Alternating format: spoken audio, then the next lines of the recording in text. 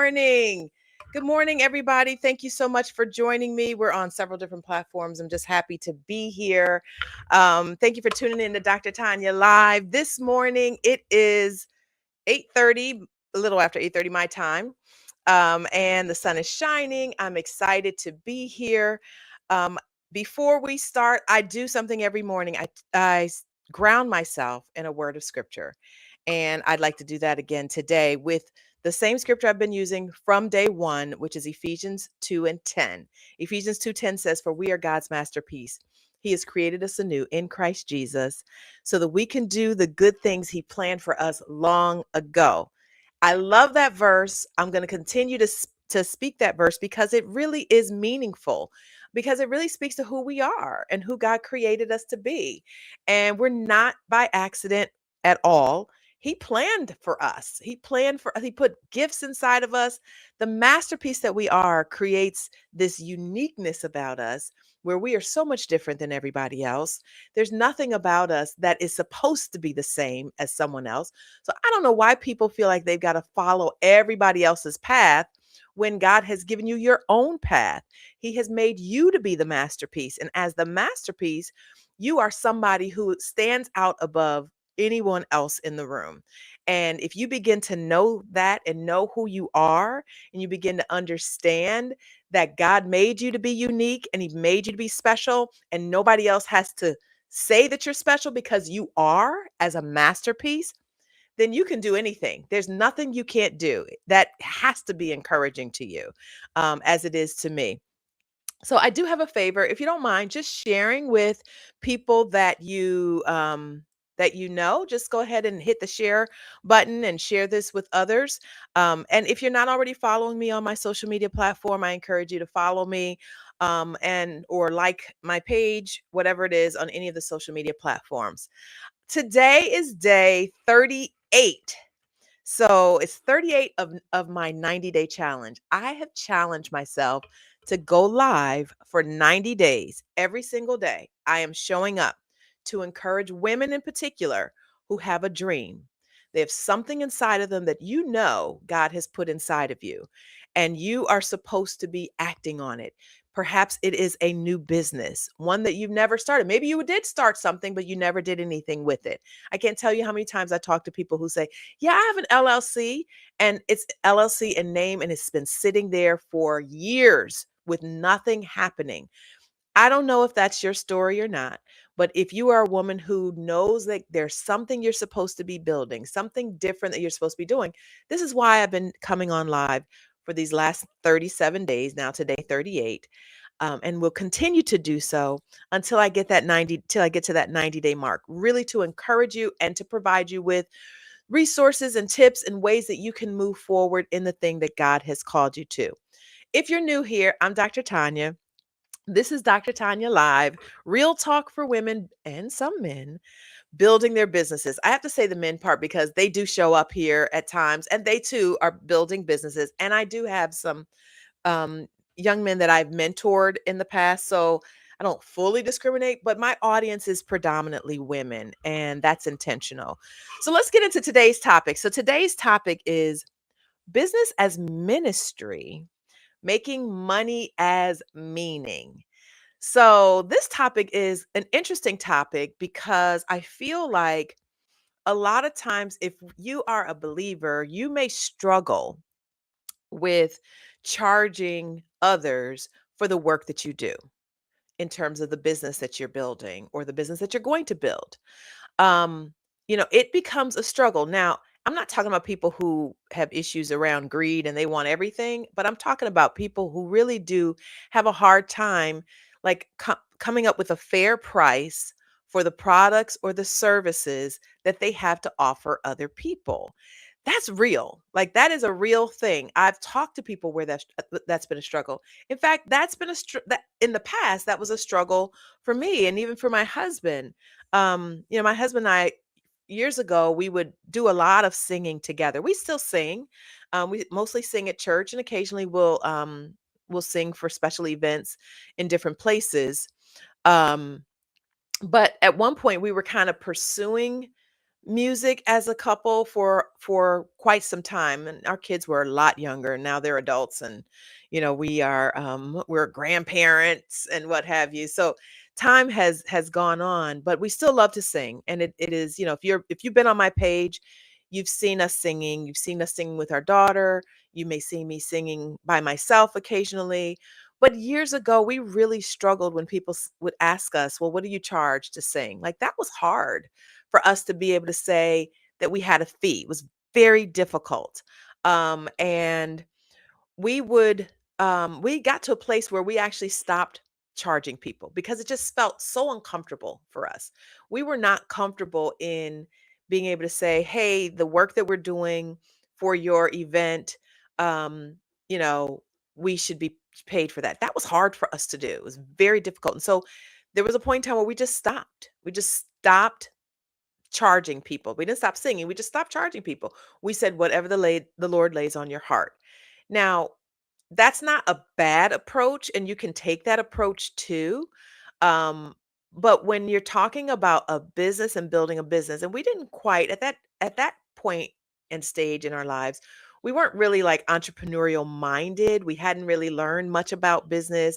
We hadn't even read anything scripturally that we could like lay hold of that spoke to being paid for the work that we do. Yet there are scriptures, even Jesus himself spoke about that.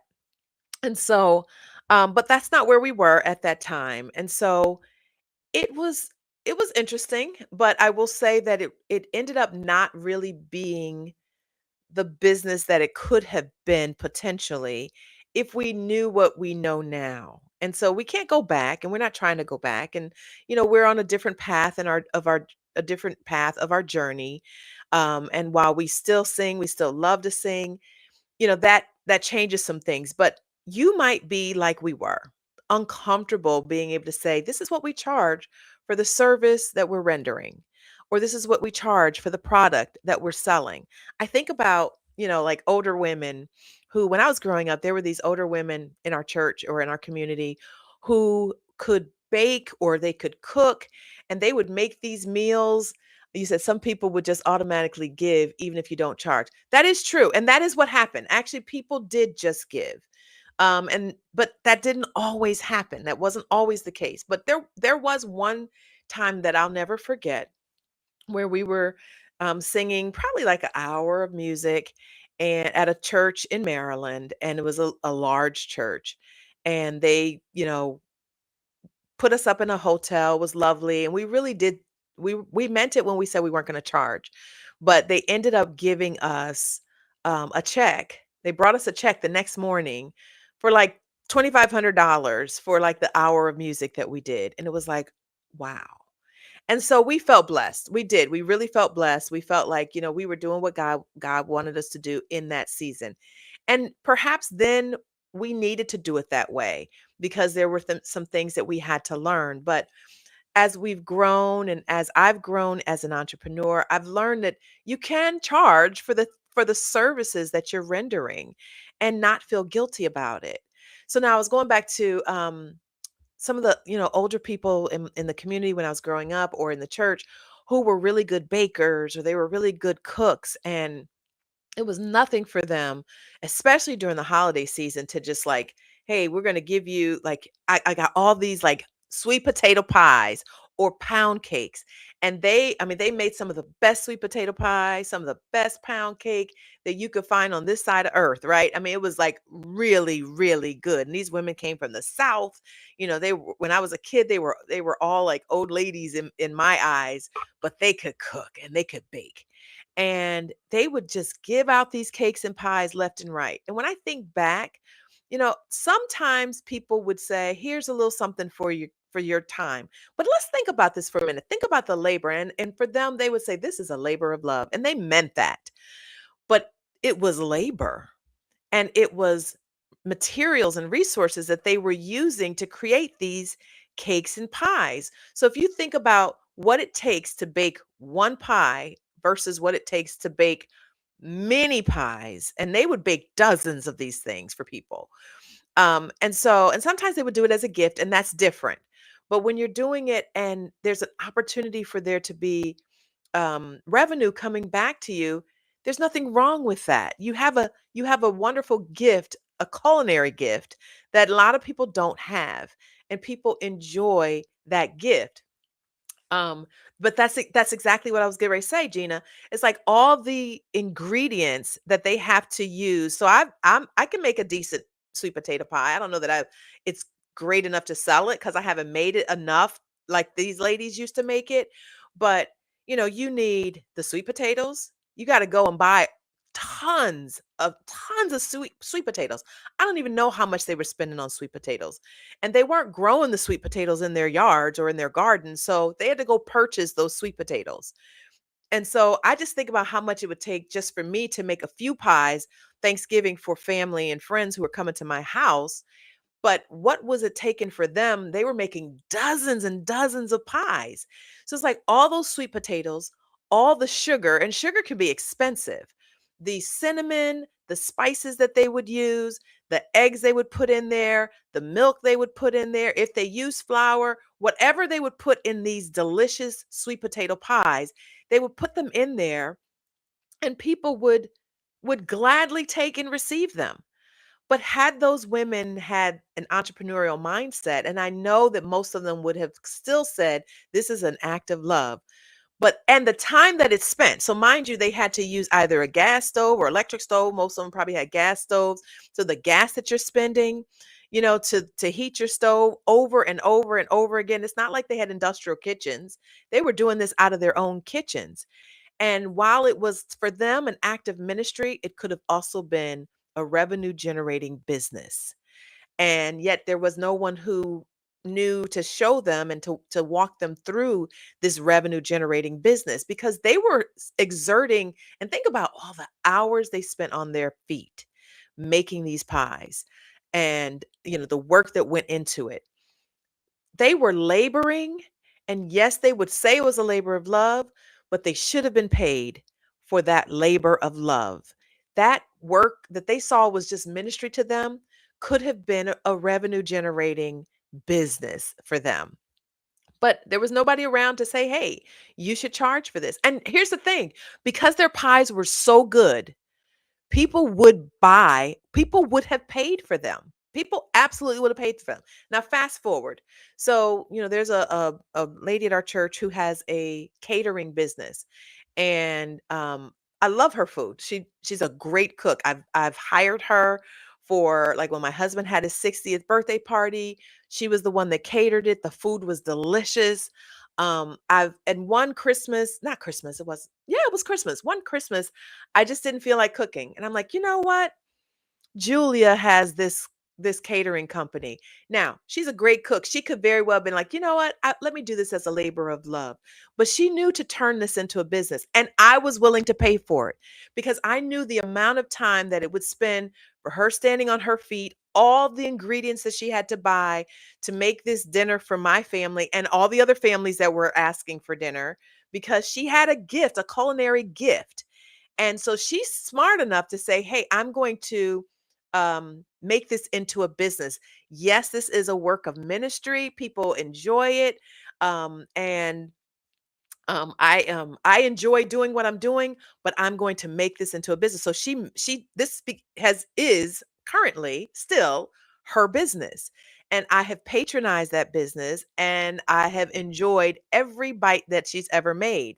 And even when I started eating, stopped eating meat because I don't eat meat. I don't eat dairy or eggs anymore. She still makes stuff that I can eat, which is wonderful. She's like, I'm gonna try. She makes this delicious kale salad with cheese. And so she's like, I want to make it a vegan way. See if you like it. So test it out. So she let me test it. It was delicious. But here's the thing. We often we will allow people to take advantage of the gifts that we have rather than seeing these gifts, because God gives us these gifts, and there's no problem with these gifts becoming a part of a business and a business idea that we have. And so people should pay you for your time, for your labor, for all that you have put into building up whatever the thing is that people want from you, so you've put in time, you've put in effort. Like, why shouldn't they pay you for that?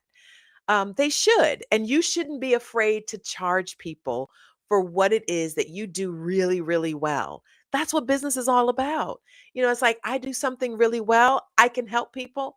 So, maybe you're somebody who likes to tutor children on the side and you've done it voluntarily. Well, there are people that will voluntarily pay you to tutor their children, and they have resources to give to you. Why not turn that into a business opportunity? Yes, it may be ministry for you. Yes, it may be something that you feel like, God has given you a gift to work with kids and to help them to be successful in school, but you can also charge for that service. It's your time, and excuse me, there is nothing wrong and there's nothing unbiblical about your charging for your work.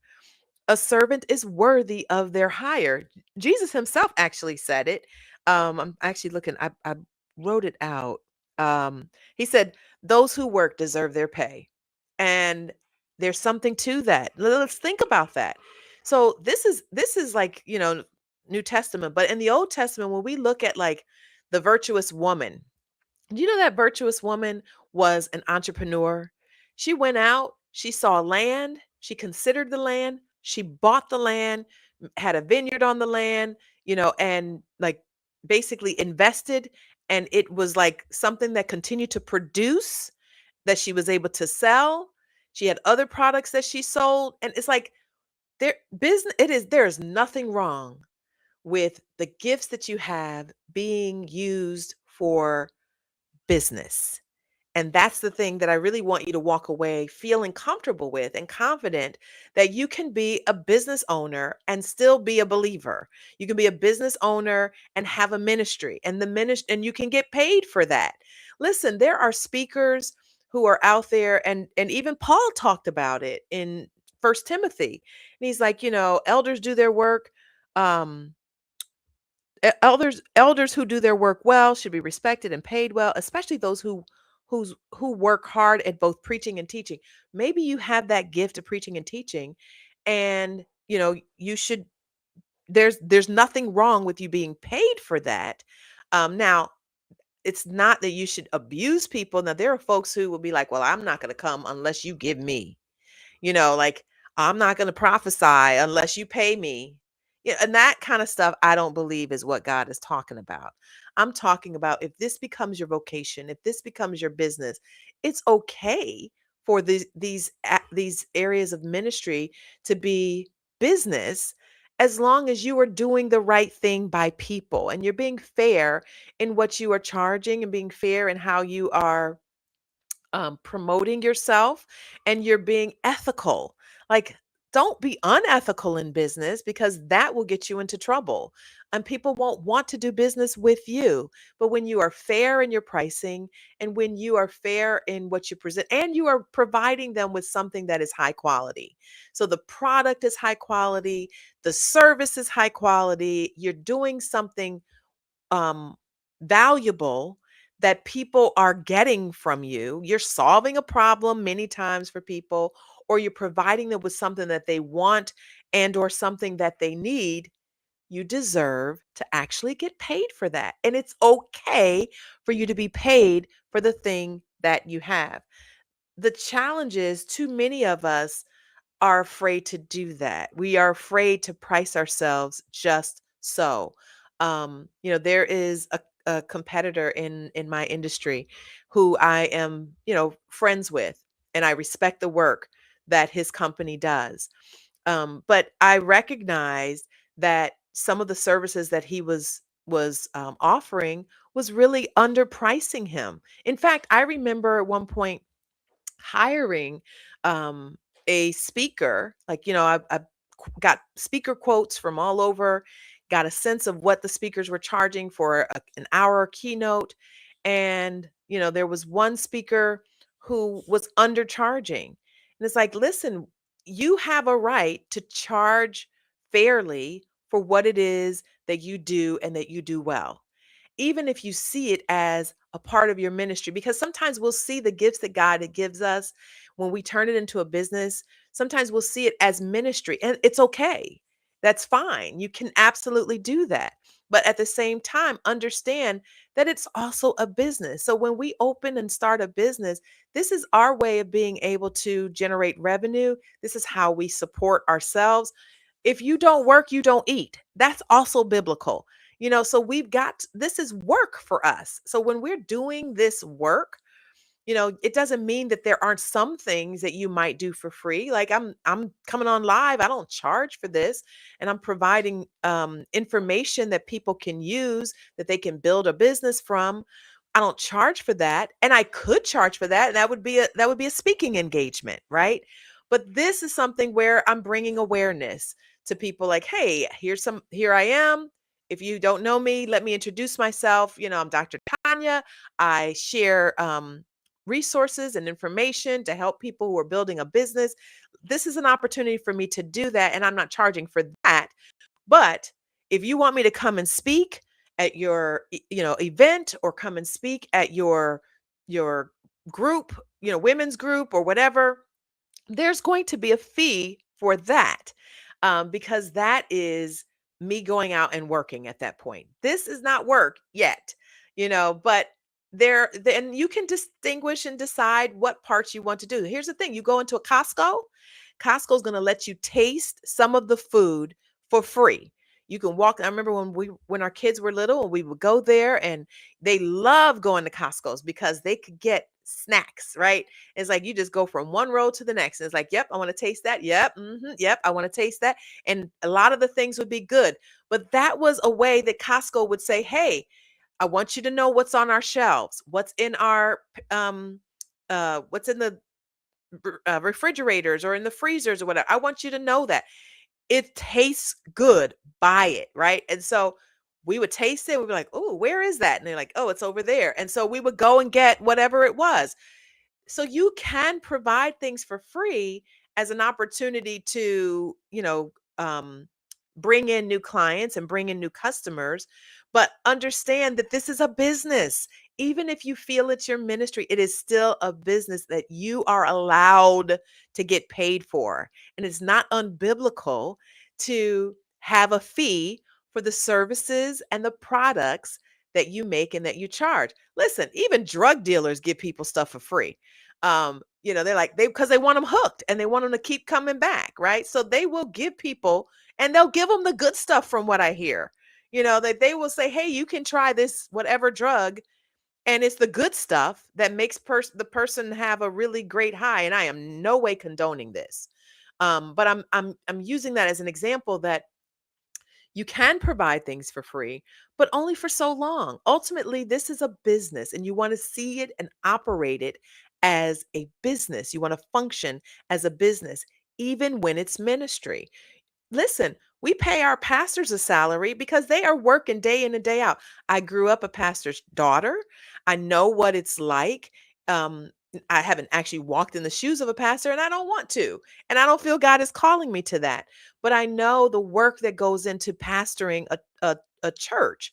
There are people who lean on the pastor and depend on them when their children, when they want their children to be dedicated or christened or whatever, however your denomination calls it, or baptized, when they want, when somebody is sick in their family, when somebody's getting married, when somebody passes away, when they have a hardship, when they need counseling, they all go to the pastor, and they lean and they pull on the pastor. And in between all of that, the pastor also has to make sure that the work of the church is fully operational. So pastors deserve to be paid. I'm not saying that they need to take all your money and, like, abuse it, but all people who are doing the work, even the work of Christ, have an opportunity to be compensated for the work that they're doing. And there's nothing unbiblical about it, as long as you're doing it the right way and you're doing it ethically,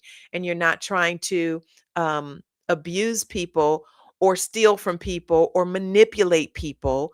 Like, none of that is acceptable and right. But you are worthy of of being hired, and your business, someone is hiring your business to provide a service or to provide a product, or some type of labor, whatever that is that your business provides. That is how you're going to get paid as a business. And so I don't want you to walk around feeling like you can't charge people what you're worth. You can. But sometimes we're scared to do that. Sometimes, and I confess, sometimes we're nervous about being able to open our mouths and share and tell people this is what it costs. We're not confident in that area. I want you to be confident. In fact, I want you to deal with what it is, that fear piece that stands in the way of your having the confidence to say, this is what I charge for the service that I provide. Just yesterday, I was meeting with a potential client, a school district. And, the lady was like, so what do you charge for a training? What do you charge for a workshop? And I'm like, this is what we charge. However, that fee can be altered and can go down if this is more sustained work over time. You're having us come in once or twice or whatever, you're going to get the hourly rate. But if you're asking us to come in and do sustained work over time, then we're going to reduce that rate because we know that there's sustainability. And so, but I'm confident in that now. There was a time that I was afraid to do that. If you find that you're afraid to charge people what you know your business and your service is worth, then I want you to deal with the fear aspect. What's going on with the fear? I need you to go onto my website, TanyaBreland.com. I have a couple of resources that will help you address the fears. You need to be confident in business.